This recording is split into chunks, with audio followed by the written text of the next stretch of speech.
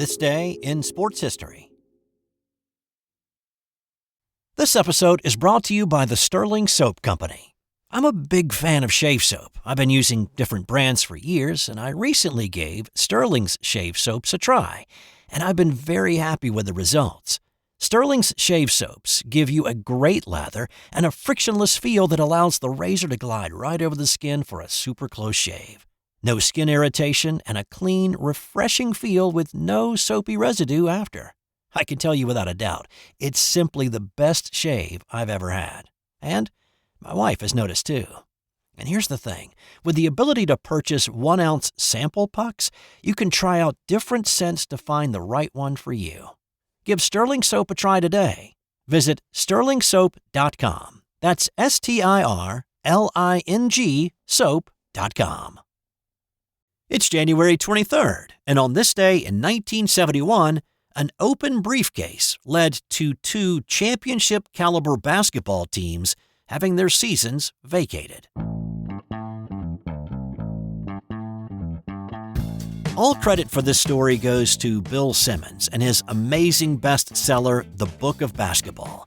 I highly recommend you purchase that book. You will not regret it one bit. Also, if you're not listening to Bill Simmons' podcast along with this one, then you're simply doing it wrong. But a footnote in the Book of Basketball led me to look into this story a little bit more.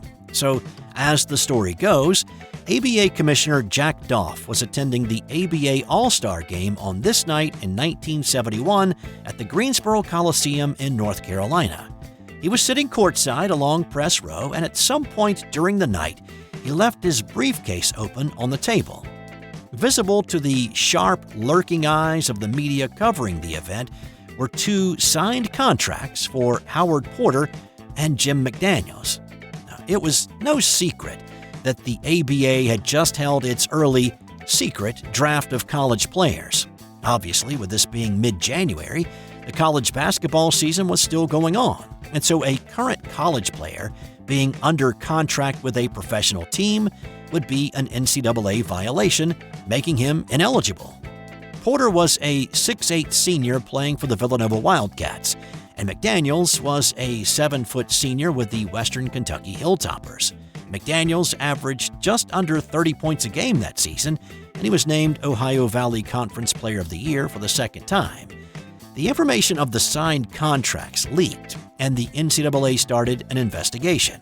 Now, the NCAA said later that it had prior knowledge of Porter's signing, but it wasn't until after the leak that they started to pursue it. The teams continued to play with Porter and McDaniels still eligible, and Nova and the Hilltoppers actually faced each other in the semifinals of the NCAA tournament 2 months later, with the Wildcats winning in double overtime before eventually losing to UCLA in the championship game. After the investigation concluded, the NCAA ruled that Porter had signed an ABA contract on December 16th of 1970. He was then selected by the Pittsburgh Condors in the secret, not-so-secret draft in January, but he never played for them. McDaniel's situation was a little cloudier, and he was ruled ineligible after the regular season. The entire 1970-71 Villanova season was vacated, while the Western Kentucky postseason was negated, with their official record for that year listed as 20-5. Now, there is the strong possibility it would have never come to that if it had not been for an open and unattended briefcase by the ABA commissioner on this night in 1971. On this day in 1983, Bjorn Borg surprised the tennis world by retiring. For one, Borg was only 26, and second, nobody had really heard from the guy for the past 16 months. Borg was a master on the slower surfaces, winning 6 French Opens and 5 consecutive Wimbledon titles from 1976 through 1980. But he did have his issues on the hard surfaces, never winning an Aussie or a US Open. The last time that he was seen at an ATP event was the 1981 US Open final against John McEnroe. In that final, Borg won the first set, but McEnroe won the next 3 to win his 4th Grand Slam event and his 3rd Open. It was Borg's 10th failure at the US Open, and immediately after the match ended, Borg exited the court, jumped in his car, went to the airport, and he was airborne still wearing his Fila gear before McEnroe's on-court celebration was over. The initial reaction to his sudden exit was that this was just another rich tennis player acting like a spoiled brat. But it came out later that a death threat against him had been made during his semifinal match with Jimmy Connors.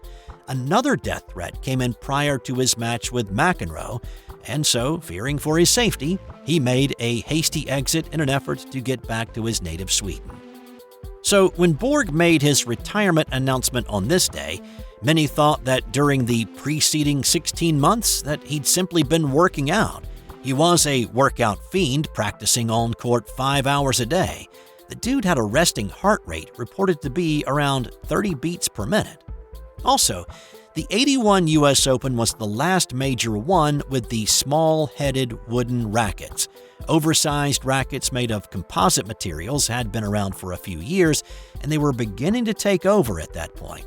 The new rackets took some getting used to, so maybe Borg was simply working out the kinks with the new gear. But on this day, he announced that he simply did not have the right motivation, could not give 100%, and tennis simply wasn't fun any longer. Now, Borg attempted a comeback in 1990, but that failed miserably. At age 34, taking on much younger competition, he lost all 12 of his comeback matches that he played, and he retired for the final time. There are a lot of what-ifs in looking back at Borg's brief but illustrious career that ended on this day in 1983.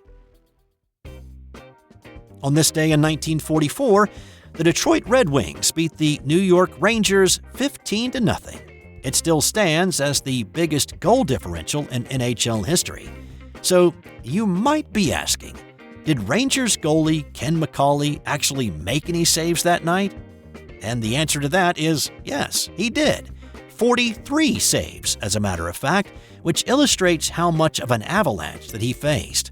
He actually admitted that he feared for his life during the constant barrage of shots that night. By contrast, Detroit's goalie only made 9 stops. In one 4-minute span, the Red Wings scored 4 goals. So this was due in large part to the majority of the Rangers lineup being overseas fighting in World War II, so they were a little bit short-handed. 10 different Red Wings scored on this night. Sid Howe scored a hat trick in the final 8 minutes of the game. It was within a whisker of being 16-0. A puck actually crossed the line just after the final horn sounded. Things did not get much better for the Rangers. They did not win a game the rest of the year. And in 2015, Golden State's Klay Thompson set an NBA record for points in a quarter when he dropped 37 in the third of a 126-101 win over Sacramento. And time now for today's That's Got Nothing to Do with Sports fun fact. If you think that alternative milks are a new thing, well, you would be mistaken. Cookbooks from medieval times reference almond milk, and the earliest mention of soy milk can be found on a Chinese stone slab from around the 1st century. Among relics from Madagascar and Southeast Asia, archaeologists found coconut craters that date back to around 1500 BCE, believed to be used to make coconut milk.